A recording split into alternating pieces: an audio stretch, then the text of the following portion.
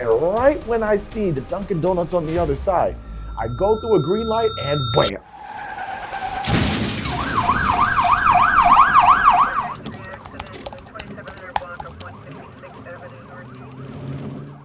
So let me tell you exactly how I got started in public speaking. It's a story of starting over again, again, and again. So I was working for this company, which was a great company at the time, wireless company. And I was traveling all around the United States, visiting about 50 states, and I was traveling for free. I even got to go to the Super Bowl for free. It was amazing. Things were going great until the pandemic happened. When the pandemic happened, I got an unexpected email that says the position that I had as a project manager, it no longer exists. So I had to either take a $40,000 pay cut or take a severance package. And in taking that severance package, it wasn't a big severance package, but it was enough to get you going for about 3 months. So I had to make a decision. I had to make a choice. Do I take a $40,000 pay cut or do I bet on myself? If you're in this situation where you're trying to figure out which way to go, a bet that you will never get wrong is betting on yourself. So anyways, what ended up happening was I said, you know what? I'm going to go into entrepreneurship and I'm going to take a chance on myself. Fast forward, January the 1st, 2021 at 9:36 a.m. That is my first day as an entrepreneur, my first day away from this job.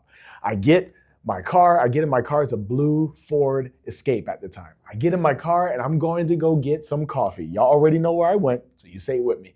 I went to 1, 2, 3. No, I did not go to Starbucks. I went to Dunkin' Donuts. By the way, Dunkin' Donuts, if you're watching, go ahead and sponsor this video. So I went to Dunkin' Donuts and I'm on my way to Dunkin' Donuts. And right when I see the Dunkin' Donuts on the other side, I go through a green light and wham. A guy ends up running his red light. The car hit so hard that it took the entire front of my vehicle off. The car started spinning into a 360 around and around. And the other gentleman's car was going so fast, it ended up hitting a pole and folding around the pole. It hit the pole so hard that it shook the pole and a power line fell on top of my car.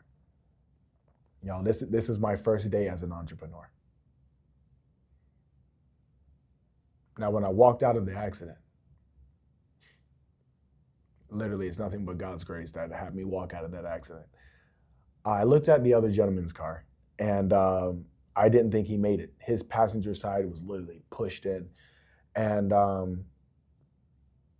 all that happened to him is that he peed on himself, and I had a cut on my foot. But my car was completely totaled in the first day as an entrepreneur.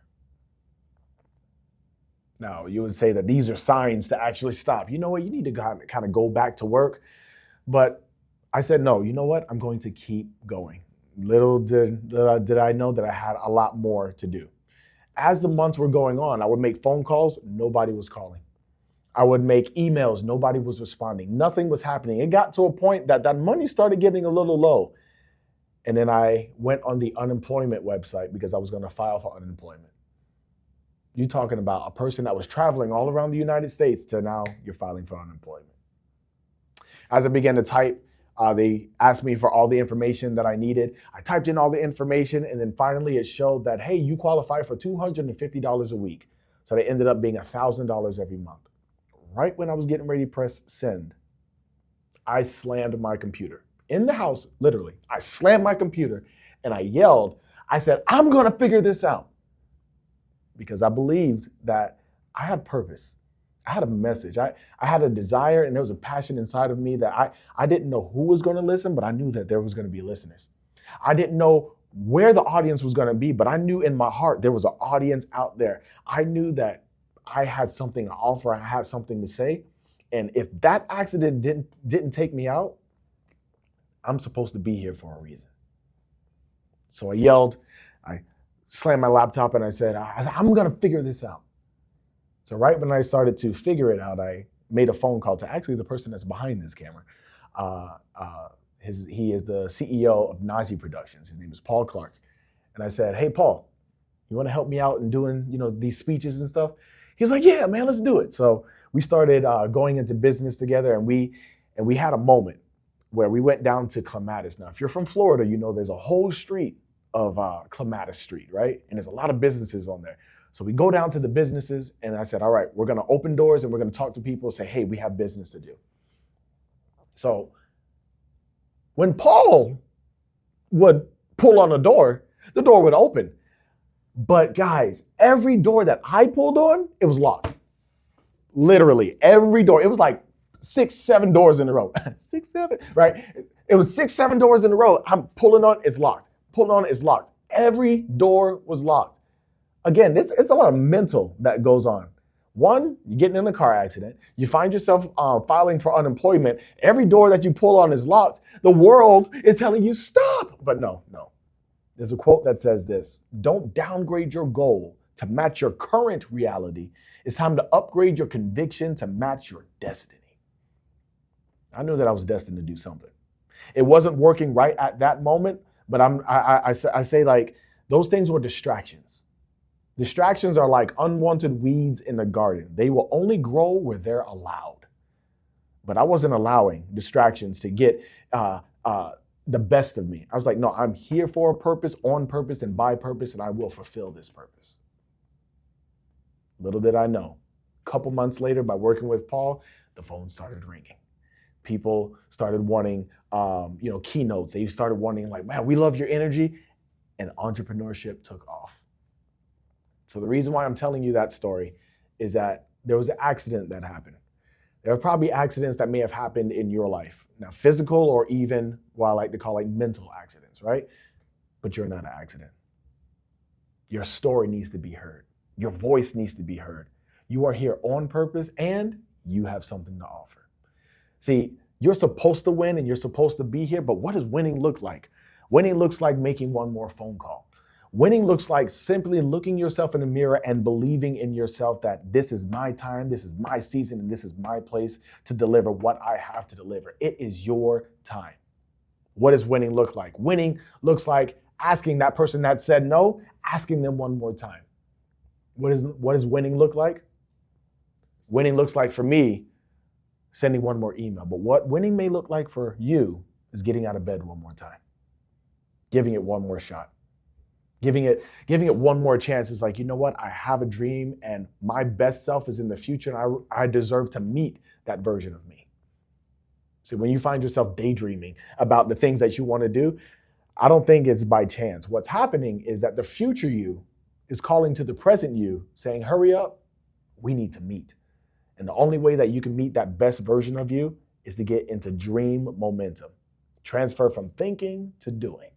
Because the more that you do, the more that you'll accomplish. The more that you'll accomplish, the more that you'll learn. The more that you learn, the more obstacles that you'll face. But the more obstacles that you face, the more wisdom that you'll gain. What is this? It's dream momentum. Transfer from thinking to doing. Your thoughts are things. There's a quote that says that worlds are created and also destroyed in a single thought. You can think yourself rich, then also you can think yourself broke. You can think yourself with abundance, and then you can think yourself poor. What is poor? P-O-O-R. Passing over opportunities repeatedly. Many times we're not just poor in finances, but we're poor in mindset, poor in our confidence, poor in self-esteem, poor in courage, poor in dreams. But stop passing over those opportunities repeatedly. Opportunities are for you and they're all around you. Next time that you're driving, I want you to think about this. How many red cars have you seen today? You probably don't know. But if I said this, I'm going to give you $100 for every red car that you see. How many red cars do you think you're going to start seeing? A lot. Why? Because now you're conscious to what's around you. I want you to be conscious to all the red cars around you or the opportunities that are around you. Because you're looking at a person that understands what it is to be let go from a job. You have to start completely over. The first day in pursuing your dreams, a horrible accident. Finances got tight because those checks weren't coming in. So filed for unemployment. Got frustrated because, hey, I'm supposed to be the provider and couldn't provide. But then buckled down, found somebody to lock arms with and believe in my vision just like I believed in theirs. And we went forward, and today, things are a lot better. Don't stop and don't quit. There's a saying that says, from this guy named Caleb Wesco, it says that you are getting better every day.